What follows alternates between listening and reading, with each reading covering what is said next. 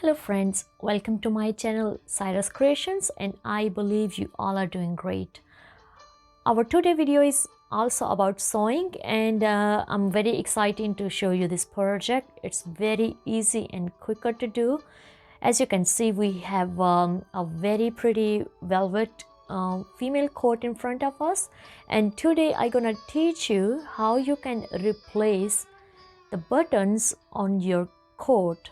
You can use this technique on any kind of coat or shirt or pant. If you don't know how to use buttons attachments with the sewing machines, this method I'm teaching you with the hand needle. So let's go ahead and start it.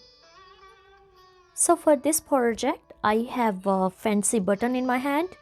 As you can see, this button we're gonna attach to our coat.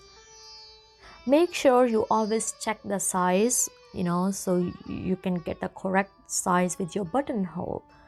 I will show you how. And then I have a tailor chalk with me.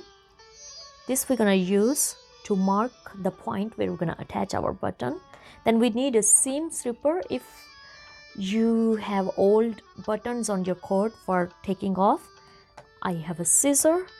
Then I have a matching thread and the hand sewing needle.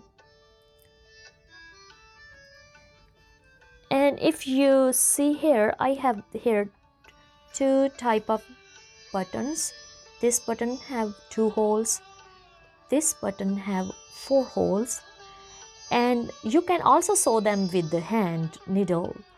But also easiest way is if your sewing machine have a button presser foot attachment, with that you can easily sew them to use a zigzag stitch.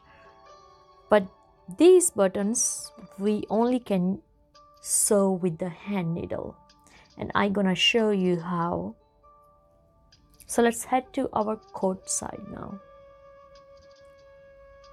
As you can see, we have already removed the buttons on the back. There's a no button here. One is on the top, which I will remove later. When you buy button for your coat, make sure it's exactly size. So you can take your coat with you or like any shirt to store and try to check if button is like a half inside. When it's half inside, that's mean this is perfect for this buttonhole. Right now I can show you with this. Simply take button. That's when you go to store, and make sure you got the correct size. All right, as you can see, it's half is in, half is out. That's mean it's perfect for this buttonhole. All right, the next step is I'm gonna show you how to mark the button area. Simply straight your coat, make sure there's a no crease. Okay, and then gently you can place your finger or any needle, just mark the spot. You can see now we have a hair needle, and gently just use little bit of chalk on that. Now that's the exactly spot where you're gonna have your button. So use the same method on the other buttonhole area, and you are ready to sew your button on top of that. Okay, I'm using here 2 string thread. It's up to you, you can add more as well. And I have made slip knot on the back. Okay, and here is our mark to attach the button.